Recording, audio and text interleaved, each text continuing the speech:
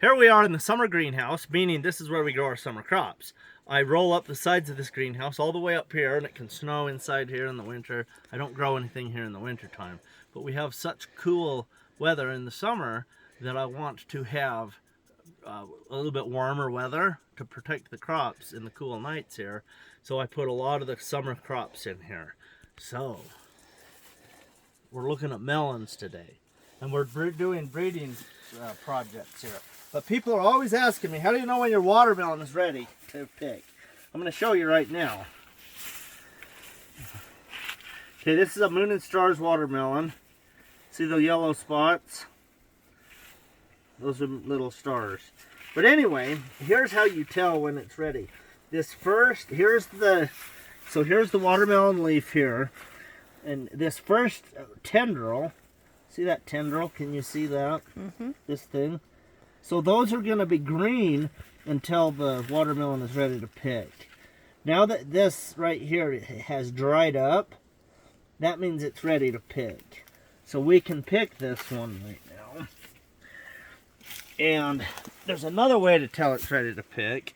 If you turn your watermelon over before you pick it, the bottom part that's completely away from the light, if it's white, it's not ripe. Once they turn yellow, they're ripe.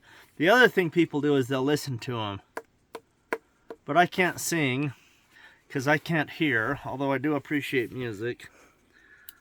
But if you can't tell what you're listening to, thumping it doesn't work. So we're going to taste this. Now we want to taste these melons.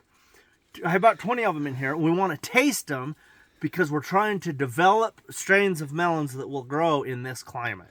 And we want it to be a good tasting melon. So we're looking for flavor as well as viability. It's always a beautiful thing when it cracks. Snaps open. Yeah. That's what you want. And we don't know what we're going to get. I could have cut it, but it's so fun to crack them. Oh, yeah, there's just something beautiful about that. So if it doesn't taste excellent, just throw it away. And we'll go to the next one. I want to try a piece of that. Well, I already harvested one.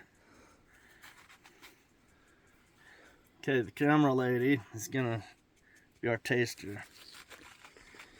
Mm-hmm. Ooh, that's good.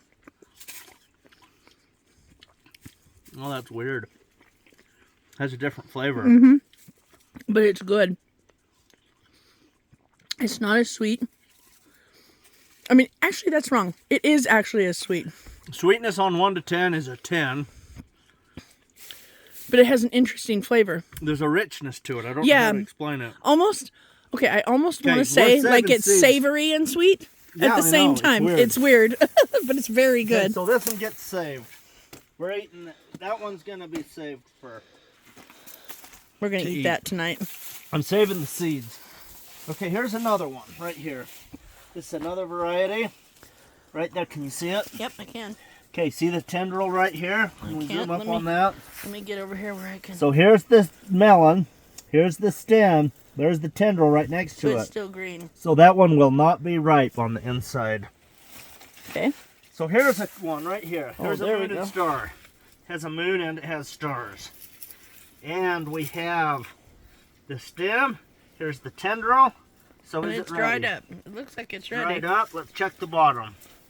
See how white it is? So maybe give it a little longer? Give it a few more days. Okay. Here's another one.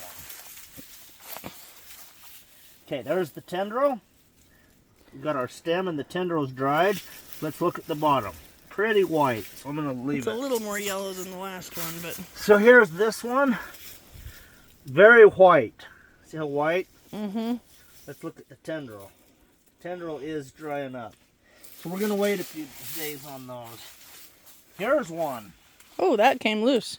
This one has been dead for a while. Let's just see what happens. Ooh. Looks like it might have a possibility. Looks very juicy. I'm going to taste the heart. Pig the heart. I better give it to her. Not as sweet as the other one, but still very good. It's pleasant. It's not as flavorful. I'm not sure I would save seeds from this one, although it is good. And we did Taste get a the melon. heart. Because I'm disagreeing with you. I think the hearts are the sweetest. You always want to taste the heart. Oh yeah, that's way better. It's a lot better, isn't it? We're saving this one. See the red seeds right here? Yeah. This is an Anasazi melon. I love how it's like mini sized. They're usually huge. Well, But we are in the when you're at the high elevation, we're at a high elevation with cold they know, nights, so they know they have to ripen. They're smarter than we think they are. Okay, so those two, we're saving the seeds because those tasted really good. So let's just keep trucking down here. bunch of little cannonball Here's a sized tiny ones. melon, and it is as green as can be.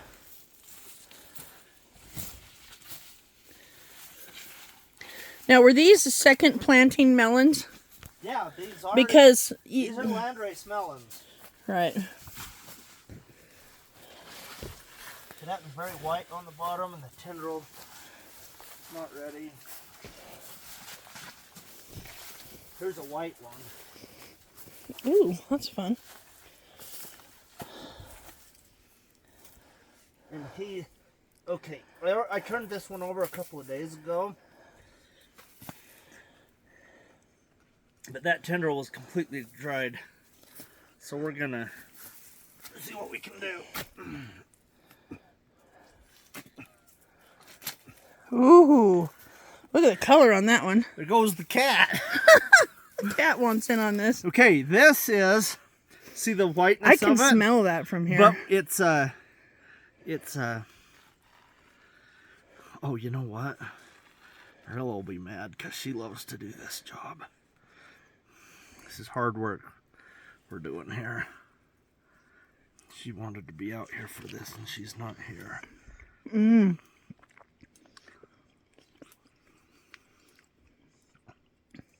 That's unique. It has almost an apple flavor. Yeah, that's unique. Oh. I like it. I like that a lot. Wow. Okay, so when you're breeding for plants,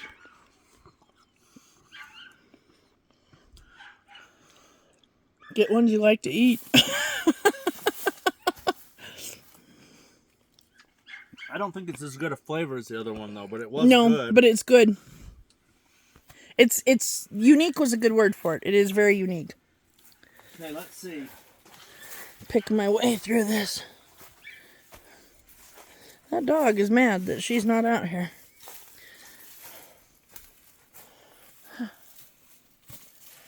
She heard us talking to the cat. Oh, Okay, look see at that. It's about that. I think that's smaller than a tennis ball. It is. It's about the size of... Actually, I don't even know what it's the size of.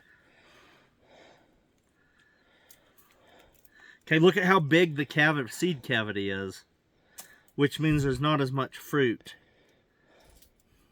So we don't want that. We would want a tiny seed cavity. We have stories of one of my ancestors who raised melons back in Wisconsin. And he would take his melons from Big Bend, Wisconsin down to Milwaukee and sell them. And people would ask for his melons by his name because he would specifically breed back the melons with the smallest cavities and the sweetest fruit. He was just creating his own landrace.